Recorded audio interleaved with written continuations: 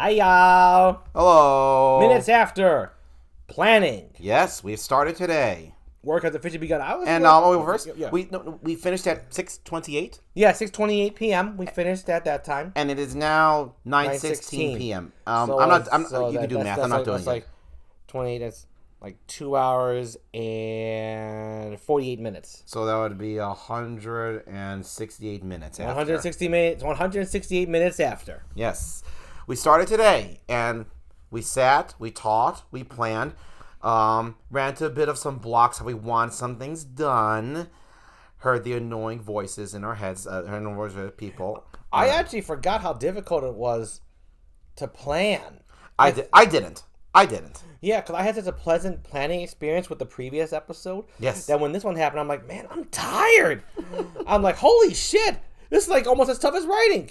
I mean, no, but I should be used to this, but like I have said in previous videos, I'm very in the moment, so I tend to forget until it happens again. I'm like, oh yeah, that's right. This is very difficult. This is a lot of work. Because we heavily crafted how we want the episode layout to be, the overall theme of the episode. Kind of the structure of it, I'd say. Yeah, like where we want to place certain, how we want to tell the story for character development as well as more lore. And this one's going to have a lot of lore. Like, there's no avoiding it. No, but that's kind of the point of this one, actually. Yeah. And for people who may have not watched the previous video, but this is this particular episode we had in mind for a long time. Long time. Years ago. I think back when we started in 2020. Yeah, this was one episode Garrett and I had in mind. Not in 2020. No, oh gosh. By 2022, by the end of 2022, when we were planning... When we were planning future further on our show. When we were planning the next slew of episodes. This one was one of the big ones. Yeah, and by big ones meaning that this one, particularly Garrett, had in mind he really wanted to tackle subjects and the tone and the craft for this one for a while. Mm-hmm. So that's what I mean by it's 2025 now. So basically, we had in mind for 3 years, basically. Yeah, we had basically essentially 3 years. So yeah, this one's been cooking in the works for quite some time. So yeah, here we are now, finally writing it. Yes, well, I'm planning it, but we're building to writing it. Yeah. Right out the planning stage. And for those who don't know, those of you who do not know, planning is simply we just talk. We're not writing anything down. We're discussing the feel, like we said, the structure. Let's go into some examples. Yeah, as an example, Garrett and I would sit. I'd sit over there on my chair. Garrett would sit right here, and we would just talk and say something like, okay, what do I want for this episode? So we're finally at the racing episode. Yeah, we'll say as an example. Yeah, right. This racing episode. Oh, yes, right. This big racing theme, and then how like the minds of the people where they go by in the racing seat, the people watching the racing in their homes and live. And then an example of how this kind of unveiled was like, what do we want in this racing theme? Do we want the feel of competition as the overall? We want every aspect of racing. We want the racers. We want the audience. We want the adrenaline rush. We want the adrenaline rush. We want the cars, and we want like the idea of what goes into making an automobile, what goes into making the arenas, the business side. We want all that in this episode. But what do we want the overall tone to be while approaching all of these things? Well, maybe we want to go through the mindset. Maybe we want 2 character perspectives as the overall feel, like the racer's mindset of just wanting to get out there and burn rubber. And so we want a lot of characters in there kind of emulating that, but from their own perspectives, why each character wants to be out on the track. And then we'll go through the other perspective and say the audience members, what it means for them to watch this but never be in the race. Are they inspired? Do they find it revolting? Do they use it as a drug? Yes, things like that. That is basically what you just saw us role play right there. That's what we do. Yeah. We talk and talk until we hit a certain point where we say, I think we have enough in our heads where we can start writing stuff down because we covered all the major points that we definitely want in the episode. Mm-hmm. And then it just came down to, if we're just going with the racing episode analogy. Yeah. It goes, okay, so if we want these dual storylines, how best to tell them in a way that is coherent and is not like too much details. Like a mess. Yeah, you don't want it to be a mess. But we do want everything in that. Everything we talked about, all the little nuances, are things that something I love because I loved all the details. I would want all of it in my episode, but I don't want all of it in there to an obsessive degree where I'd have to research everything down to the granite, where it takes me months of research just to get a little factoid in the background or in a character's one-off dialogue. So but it will be mentioned in bulk and carried across with respect, and that's the point. Mm-hmm. That's how you get the work done respectfully without neglecting without overdoing the work for something that really doesn't add anything at all. Yeah, you strike that balance. Yeah, it's like talking about a story about a flower and all disrespectfully talking about that or building a story around a flower. It's just to say it's pretty, and then you say, "Oh, and there it's white. It's a white flower, and oh, yeah, that's right. When it rains, water helps it, and then sun grows. Okay, done. And there's my story for the flower. That's lazy. That's lazy. That's sloppy. That's sloppy. Maybe, but maybe you want to do respectful version to respect it. You'd go into the name of the flower, where it got its name from. And this doesn't even require a whole lot of research. If you want to minimize the research, maybe go into this flower's origins, but you have a care to talk about it once, and that's it. It's more because I do believe you should limit your research. And to be perfectly honest, I'm not a big fan of research when it comes to my works, because everything I love, I already know how I want to approach it, as well as treat it respectfully. To me, research is not the strongest form of respect. It is a form of it, but at some point, creators, I feel a lot of creators, maybe not a lot, but there are creators who certainly, if it is a lot, it's a lot. Use research as a means to say, I'm doing this right. And you should never use research for that means. Well, no, because that's basically an ego trip, and that's never good. Yeah, it's just to prove that you're doing it better than everyone else. And you're not, because I don't give a shit if a Western has every gun made in the correct time period. I'm not going to know that. If that nuance meant something to you, just so you can boost your ego and say, look at that, look what I did. And no one's really going to know unless because you're looking to the BTS, the behind the scenes. I can't believe I said fucking BTS. Look at behind the scenes trivia about this. Then you get it. If it's not in the movie, fuck off. So if you're paying attention to the models of the guns, you are watching the wrong damn thing. It's like paying attention to a guy's boots in the movie when it's about something more important, like a character's journey. It's more important where he's walking, not what he's using to walk. Exactly. However, to respect the boots and respect the guns, you can at least make the sounds realistic. Ask somebody to do that. If the time period of the gun matters to you and you know it right away, go for it. But never pursue research as a means to one-up somebody else or say that I'm doing it right. If you're doing research, it's because you love it. It's because you think it's cool. Then if you do research for that reason, then fly. Then it works every time. Then the audience can feel that the information put into this work, it feels fun. It feels like I like learning about it. We have experienced many works that have done a lot of research, and on both spectrums of someone did it just so they could say they did it, and someone else did it because they legitimately enjoyed it, and they both came out with quality works, but one feels nicer and one feels easier to absorb that information than the other. Mm-hmm. So, thus meaning back to our role-playing, about the details and stuff like that, and when we talk about it, it's about the idea of respecting the details, but not going too far on it either. It's about respecting what you love and putting that in there more than it's about... more than it's about telling yourself you're respecting the flower by bringing it down to its smallest particle and explaining that. Bring it down to the seed. Or not even explaining it. You just know you did it. And then somehow nuanced in there, maybe or maybe not, it exists now. And you wasted a whole week on that.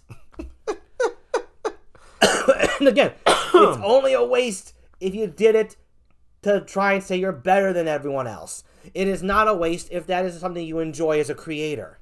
If you find it stressful and you're just like, oh, I don't want to do this research, don't do it. I never do research if it pisses me off. I do it when I think it's cool, and I do it when I genuinely want to know, and that's as far as I go. Mm-hmm. And that is respectful because you are treating the material that you want to research to the extent that you can enjoy it. The researchers want to, the pistol will want to be treated like shit and saying, it don't want to be treated like, okay, I get you're angry, but why the fuck are you researching me if you're so pissed off about researching the time and make and model of me? I'd rather you just put me in the movie and have me fire off. Everything has feelings, okay? The screenplay, the story, the objects, all the magic and all the soul and everything goes into these things. They can feel it. They can feel your frustration with it. They can feel your frustration with yourself. enjoy the process, enjoy the research, enjoy the work, and the work appreciates that most of all. You'll struggle along the way because it's tough, but never suffer or hate along the way because that's garbage. Yeah. So I forget how we got into that subject, but that was fun. It was for building up the story and the lore. Right. And in this episode in particular, there are a lot of subjects. Yes. That could demand research or could require it. We're not going to do it. We're not doing it. Mm-mm. Hey, I like how we tilt our heads in the same direction. Yeah. Nuh-uh. I know exactly how I want to tell these stories. I know exactly what we want with these. And I've known it for a very long time because this one was pretty much my idea. No, yeah, this one's definitely was Garrett's idea. Mm-hmm. And I say it in a good way because, I'll tell you for a funny thing. For me, this episode, I love it that it's in our show. I love that we're writing it, but it's not particular with the subjects it tackles. Not particularly my favorite thing to tackle, but I'll do it for Garrett because it works, and also because Garrett likes it and I like it. Yep. So I'm happy with what we got. I'm happy with what we talked about, with what we've planned, and then wait, hold on. Actually, did we say everything? Yeah, now that's it. Did we say everything? Let me see here. I'll see if there's anything else. No, we planned hard, tougher, and no, we're good. And yeah, we're good. Yeah. Tomorrow's going to be another day of planning. Yeah, tomorrow pretty much we'll tell you how we feel about tomorrow, what we're going to do. Yeah, tomorrow's going to be basically, we consider it could be the majority of the planning today. If you plan too much, you better start writing things down. No, yeah. At least we do. And tomorrow we're going to see if there's anything else important we missed today by just refreshing ourselves. Mm-hmm. And tomorrow's like for confirmation. Yeah, confirmation. And if there isn't, tomorrow would be the last day of planning. Then we move on to our segments. Yep. So, yeah. No, I'd say we're good. I'm trying to think if there's one more thing. Well, I just say for me personally, what I love, because Garrett, he's so in the moment, right? So he forgot this was going to be tough planning, right? Yeah. I totally forgot planning's difficult. No, yeah, me. I'm Mr. Consistent here.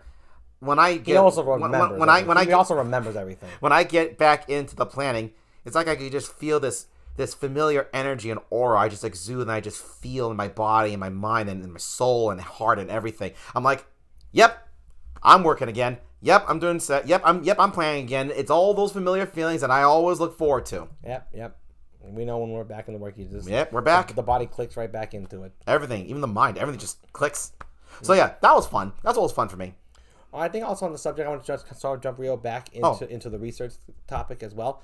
I want to also understand the idea that people say, well, if you generalize a little too much, that could be considered lazy. bad. Absolutely, lazy and disrespectful. I actually do agree with that. But I do believe generalizing gets a bad rep when it's done well. And then people will still say that that's terrible writing. When people are just being they're being shitheads. They're saying generalization is universally bad. That is actually a lie. No. There are some things you should just generalize because, well, there's no reason to tackle the other topics because then you're just making excuses. I just say some things you don't have to generalize. I'm being honest about this, and even people don't like what I'm about to say. Mm-hmm. Some things you should generalize because there's not many layers to it. Yeah. There just isn't. Some things they want to, like you said, Garrett, they want to put layers into it to make excuses for it, to make it seem like it's better than it is. That's what I mean, because technically every single thing in the world has like a million fucking layers. But that's what I mean. When you add layers to some things that just don't require it whatsoever, then it is still an ego trip and has nothing to do with respect or care at all. So I'm just bringing this up because it's just something that crossed my mind, that I do believe generalizing works when you get the big picture. And if you're trying to nitpick a smaller picture, a detail, and say that changes the big picture, but really it doesn't, you're just making up crap. That's when details become fake and the big picture of just saying, this looks red, it's red. Or another fun example I'll give, there's an asshole in a movie, and they want to give this guy layers, even though he's just an asshole. Yeah, exactly. Like any dumb fucking schmuck, ass-licking piece of shit. And they're all of a sudden saying, this guy, but he has a story. He has a life. Yeah, I know that. It's a shitty life he had, and he's a shithead now. What? Exactly. That's why I'd consider that deceiving the audience. I consider deceiving... Yes. No. I just think there's lying. Yeah. Just file a line. Say that basically this asshole isn't an asshole, even though you're writing him as an asshole. Yeah. So that's an example of just make him an asshole. I'll give a great example. I'll name a film. Aliens. If you've never seen it, Burke. I loved how he played him. I loved that he was just an asshole. I didn't need to see why he became this way. I like it. He's just an asshole. I like that. I do like that. That to me is not lazy. To me, lazy asshole writing is a bunch of the rom-coms, a bunch of the wacky comedies. Oh, here's the jerk of the movie that's going to get punched by Adam Sandler. That's just lazy. That's a fine example of two differences. But the good one, the great one is Aliens. I love that one. Mm-hmm. So I see, Aliens, well done and simple and good generalization. Comedies, lazy. Now, comedies aren't the only ones. There are dramas that are lazy. I just brought obvious examples. That's a great example. Far better than my explanation. But that's an example of where generalization works when it just gets to the point, and one where it's just lazy because they're just trying to write the asshole for the movie for Brandon. For kicks. For kicks. For the easy yah-yah moment. For the easy cheer moment. Yeah. For Adam Sandler to punch.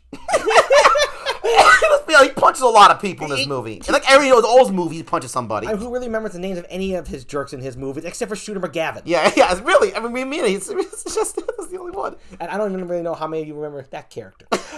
any Adam Sandler fan would know Shooter McGavin.